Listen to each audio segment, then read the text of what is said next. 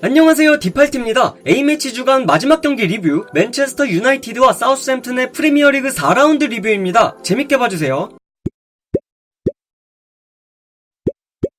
2무 1패, 맨체스터 유나이티드가 최근 3경기 동안 거둔 성적입니다. 솔샤르 감독은 사우스햄튼 원정에서 1대0 리드를 지키지 못한 채 경기를 마무리했고 비판은 강해질 수밖에 없었죠. 이번 시즌 솔샤르는 프리시즌부터 줄곧 4-2-3-1만을 고집해왔습니다. 경기가 조금 풀리지 않더라도 4-2-3-1이라는 큰 틀은 변화시키지 않았지만 이번 경기에서만큼은 달랐고요. 마티치를 투입시키며 4-3-3 체제로 돌아섰습니다. 4-2-3-1을 포기하는 모습을 보여주었다는 거죠. 단지 이 사실 하나만으로 맨유가 얼마나 지금 큰 위기에 처해 있는지 가늠해볼 수 있다고 생각합니다.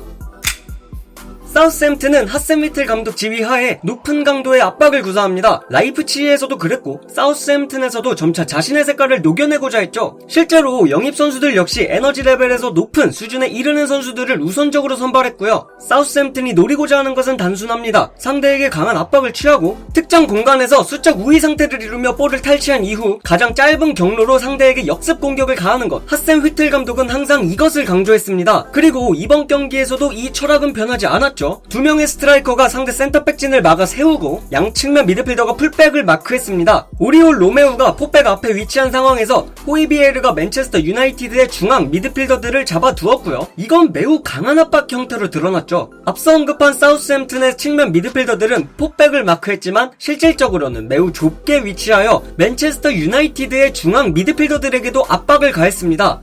2명의 선수가 데에야와 센터백 2명을 잡고 있죠. 19번 부파의 선수는 완 비사카와 포그바를 동시에 잡아두고요. 여기서도 사우스햄튼은 측면 미드필더가 좁게 포진하며 중앙 미드필더 내지 센터백까지 견제를 해줍니다. 이런 배치가 가능했던 이유는 맨유의 선발 라인업 때문이었습니다. 이날 맨체스터 유나이티드는 애슐리 영과 완 비사카를 풀백으로 쓸 수밖에 없었어요. 이 두 선수는 모두 후방에서 빌드업에 크게 관여해줄 수 없는 선수들이고요. 비사카는 수비적으로 뛰어나지만 기초적인 패스면에서는 부족함을 드러내는 선수입니다. 이 경기에서도 그랬죠. 2차례 정도 있었던 비사카 쪽으로의 빌드업 전개는 모두 비사카의 발에 의해 실패로 돌아갔습니다. 비사카 쪽으로 전개된 장면인데요. 대형은 아까 설명드렸던 그 대형과 똑같고 린델로프가 비사카 쪽으로 전개하니까 좁게 위치한 부팔이 바로 달려들죠. 비사카는 당황하다가 볼을 손실하고 맙니다. 여기서도 상대의 압박에 급박하게 처리하다 보니 패스미스가 나는 장면이고요. 영이야 비사카보다는 낫지만 왼쪽에 배치되었다는 점이 사우스햄튼을 더 편한 환경으로 만들어주었습니다. 애슐리 영은 오른발잡이이며 사우스햄튼의 선수들은 영의 우측, 그러니까 보다 좁게 위치하며 오른발로 빌드업할 환경을 제대로 조성할 수 없게 했어요. 이런 식의 포진이 형성될 경우 영이 볼을 잡더라도 중앙으로의 전개보다는 자연스레 측면으로의 전개가 이어질 수밖에 없었고 그럴 때마다 사우스햄튼은 발빠른 측면 고립으로 볼을 탈취해냈죠. 포그바는 사우스햄튼 선수들에게 둘러싸여있고 영이 넓게 벌린 상태에서 볼을 받아요. 받고 나니까 이제 중앙으로 들어올 패스 루트를 사우스햄튼 선수들이 다 견제하고 있죠. 결국 측면을 선택할 수밖에 없는데 소텐 선수들이 여기서도 이제 발 빠르게 끊어내고요. 이 장면들 역시 모두 똑같은 장면들이죠. 왼쪽 풀백이 오른발잡이일 때 상대가 대처할 수 있는 가장 기본적인 압박 형태입니다.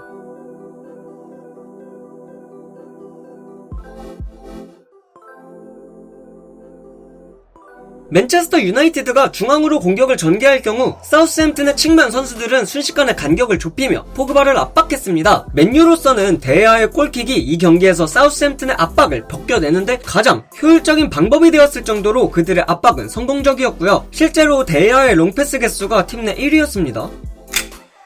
앞서 말씀드렸듯 맨유는 이 경기에서 사우스햄튼의 탈압박을 풀어내는데 롱패스를 주 루트로 사용했습니다. 포그바의 컨디션이 안 좋았던 문제가 가장 컸고 포그바의 부진을 감춰줄 다른 대안이 없었다는 것이 두 번째였죠. 솔샤르의 4-2-3-1에서 맨유는 상대 박스 근처까지 볼을 최대한 빠르게 보내야 해요. 자칫 시간이 지연될 경우 맨유는 지공 상황에서 다소 파괴력이 낮아지는 모습을 보였고 그들은 공격을 빠르게 전개하기 위해 포그바의 롱패스를 이용하거나 후방에서 볼을 받고 재빠르게 턴을 한 이후에 달리기 시작하죠. 포그바의 비중을 줄인다고 해도 줄여지지 않았던 이유가 바로 여기에 있습니다. 포그바는 롱패스든 후방에서 찔러주는 전진 패스든 직접 볼 운반이든 어떤 역할도 소화가 가능한 선수입니다. 특히 롱패스나 전진 패스는 포그바가 아닌 타 선수들에게 기대하기는 많이 어렵기도 하고요. 그렇기 때문에 이 경기처럼 포그바가 죽어버리면 공격 루트의 반 그 이상이 소실되는 겁니다. 그렇다면 롱패스, 전진 패스를 빼고 생각해보면 어떨까요? 솔샤르 감독은 중원의 과부하를 막고자 포그바의 비중을 줄이고자 4-2-3-1 포메이션을 선택했고, 이를 위해 공격형 미드필더는 마치 메짤라와 비슷한 형태로 자리하며 중원 선수들을 도와야 했습니다. 공격형 미드필더는 중미들에게 집중된 압박을 피해 보다 자유로운 환경에서 볼을 받을 수 있었고, 이를 안전하고 신속하게 상대 골문 근처까지 배달해야 했어요. 자, 그런데 현재 맨체스터 유나이티드의 공격형 미드필더진을 좀 볼까요?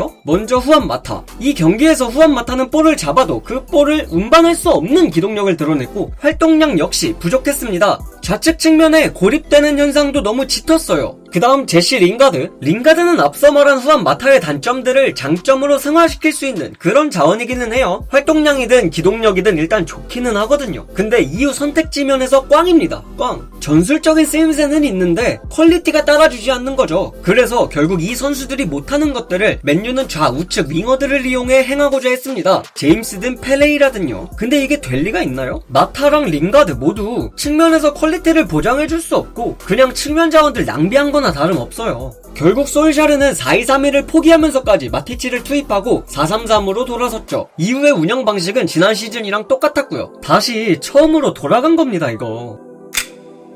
이상과 현실은 다릅니다. 분명히 달라요. 솔샤르는 포그바의 비중을 줄임으로써 팀적으로 더 결합된 모습을 추구하고자 했겠지만 포그바의 비중은 결과적으로 줄어들지 않았습니다. 중원의 과부하를 줄여줘야 할 열쇠 같은 존재가 링가드와 마타라는 것부터 오류지 않겠어요? 애초에 제가 맨유 디발라 관련 영상을 제작했을 때도 디발라, 밀링코비치 사비치, 브루노 페르난데스 이 선수들에 대한 우선순위를 나눴지 링가드 마타는 아예 고려하지도 않았잖아요. 솔샤르는 이상만 바라보다가 현실 앞에서 좌절했습니다. 마티치는 다시금 그라운드에 복귀했고 맨체스터 유나이티드는 다시 한번 고뇌에 빠지게 되겠죠. 물론 4-2-3-1에 대한 완전한 포기는 없을 거예요. 포그바의 비중이 큰 만큼 그의 컨디션만 돌아온다면 그리고 마샬만 돌아온다면 적당히 굴러는 갈 겁니다. 하지만 만약 포그바가 또 부진하거나 이날처럼 상대가 포그바만 죽어라 공략한다면 맨유는 상대가 한 명 부족한 상황에서도 위협적인 모습을 보여주지 못한 마티치를 데리고 4-3-3 운영을 해야 합니다. 맥토미니가 마티치 역할을 맡는 것도 그다지 달가운 상황은 아니겠죠. 만약 이 선수가 6번 미드필더 롤을 잘 소화할 수 있었으면 애초에 4-2-3-1에서 포그바 비중이 막 이렇게까지 쏠리지는 않았을 거고요. 솔샤르는 가진 자원들로 전술에 기대어 이상향을 이루고자 했겠지만 다른 팀들은 바보가 아닙니다. 울버햄튼이 아다마를 이용해서 루크 쇼를 막아세웠듯 사우스햄튼이 포그바를 잡아먹을 기세로 몰아세웠듯 타 팀들은 계속해서 맨유의 약점을 후벼팔 겁니다. 솔샤르가 가지는 이상의 문제점은 약점이 너무 뻔히 보인다는 것과